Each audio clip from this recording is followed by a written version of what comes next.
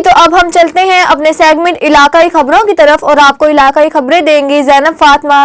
जी तो जैनब, क्या है आज की इलाकाई खबरें? जी हमारे पास बहुत सी इलाकाई खबरें हैं और चलते हैं हम इलाकाई सेगमेंट की तरफ। जी बहुत शुक्रिया जैनब फातिमा। इस वक्त हम आपको रिपोर्ट करेंगे शाहकोट से, जहां पे हमारे तहसील रिपोर्टर राशिद नसीर हमें रिपोर्ट कर रहे हैं कि सोशल मीडिया के ऊपर हवाई फायरिंग करते हुए कुछ नौजवानों ने खौफो हिरास फैलाने की कोशिश की और डीपीओ की दबंग कार्रवाई, और इस कार्रवाई में उन्होंने एसएचओ और उनकी पूरी टीम को मुबारकबाद दी, क्योंकि उन्होंने बर्वक्त कार्रवाई करते हुए नौजवानों को ना सिर्फ गिरफ्तार किया बल्कि इलाके में यह पैगाम भी दिया गया कि जो भी कानून को हाथ में लेने की कोशिश करेगा कानून हरकत में आएगा। देखते हैं राशिद नसीर की यह रिपोर्ट।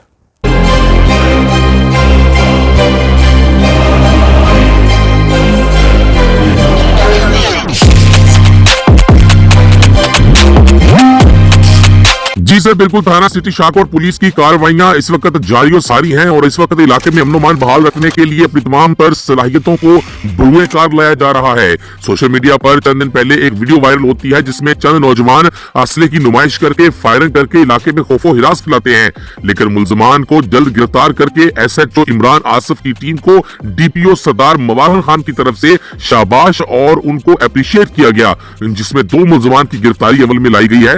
एक फखरुज्जमान और हसाम के कब्जे से असलहा भी बरामद हुआ है। हवाई फायरिंग और असले की नुमाइश करने वाले कानून शिकनी के मुरतकब हुए थे, इसीलिए उन्हें गिरफ्तार किया गया। एसएचओ इमरान आसिफ का रद्द अमल। मैं फायरिंग करके सोशल मीडिया ਤੇ ਵੀਡੀਓ ਪਾਈ ਸੀ, ਆਦਾ ਮੁੰਦੀ ਸਜ਼ਾ ਮਿਲ ਗਈ।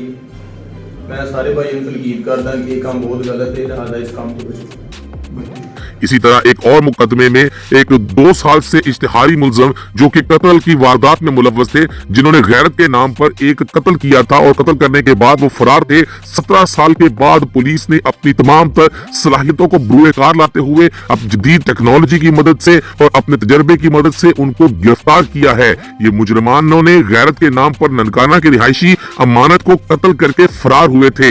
डीपीओ का एसएचओ मजहर हुसैन और उनकी टीम को तारीफी असनाद और नकद रकम देने का ऐलान किया गया।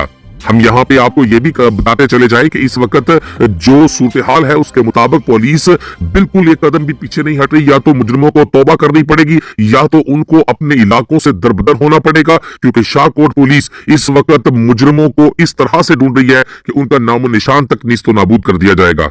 राशिद नसीर, नुमाइंदा बीबीयू न्यूज उर्दू।